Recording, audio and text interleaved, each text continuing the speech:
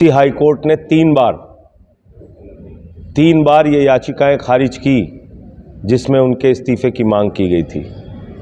तो इसलिए जो हाई कोर्ट का फैसला है उस पर हमारे जो अधिवक्तागण हैं, वकील हैं, वो अपनी राय रखेंगे और जो आदेश आया उसका अध्ययन करके तब आगे क्या करना है वो तय करेंगे।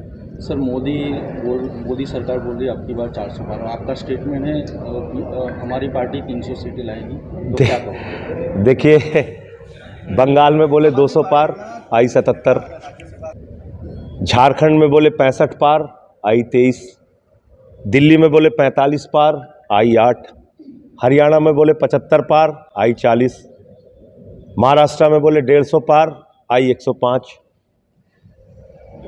मिजोरम गए थे लोग, बोले 21 पार, 21 पार, 21 पार, आई 1 सीट।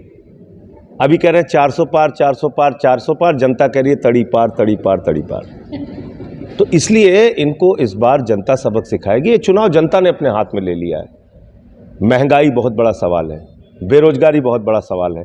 1.5 करोड़ बच्चों का पेपर लीक के कारण जीवन बर्बाद हुआ है। 1.5 करोड़ बच्चों का। आपके गुजरात में कितनी बार पेपर लीक हुआ? लोगों के जीवन बर्बाद कर रहे हैं आप। 5-5 हज़ार के कॉन्ट्रैक्ट के जॉब देते हैं। तो इस बार नौजवान दुखी है, महंगाई से हमारी माताएं बहनें दुखी हैं। क्या कहते थे? 40 रुपये में डीजल हो जाएगा, 50 रुपये में पेट्रोल हो जाएगा। नौजवान जाता है बैंक में, हमारा 15 लाख आया कि नहीं, 15 लाख आया कि नहीं। आपने पूरे देश को मूर्ख बना रखा है। 200 लाख करोड़ रुपए का कर्जा हिंदुस्तान के ऊपर है।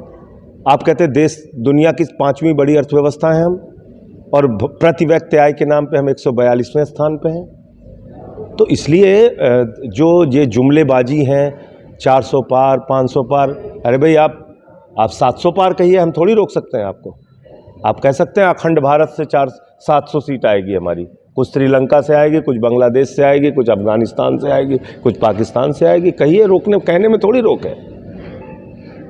इंडिया गठबंधन 300 से ज़्यादा सीटें पाएगी और सरकार बनाएगी, ये बिल्कुल तय है, निश्चित है।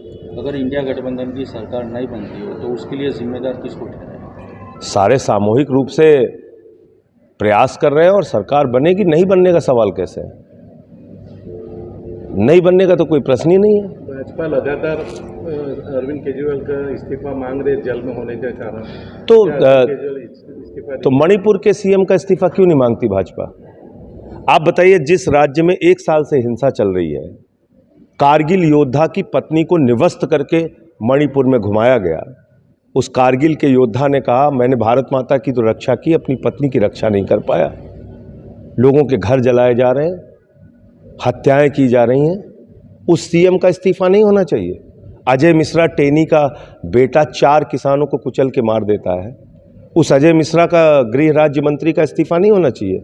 हमारी पहलवान बेटियों को घसीट घसीट के दिल्ली के अंदर मारा जाता है। बीजेपी के सांसद ब्रजभूषण का इस्तीफा नहीं होना चाहिए।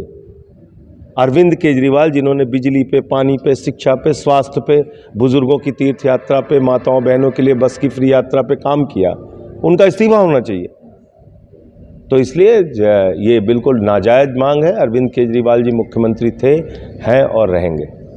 कल पीएम ने ये भी कहा। दर्शक मित्रों, अभी तक आपने पिठोरा समाचार यूट्यूब चैनल सब्सक्राइब नहीं की है तो कृपया सब्सक्राइब करें ताकि देश व दुनिया की हर खबर आपको मिलती रहे। धन्यवाद।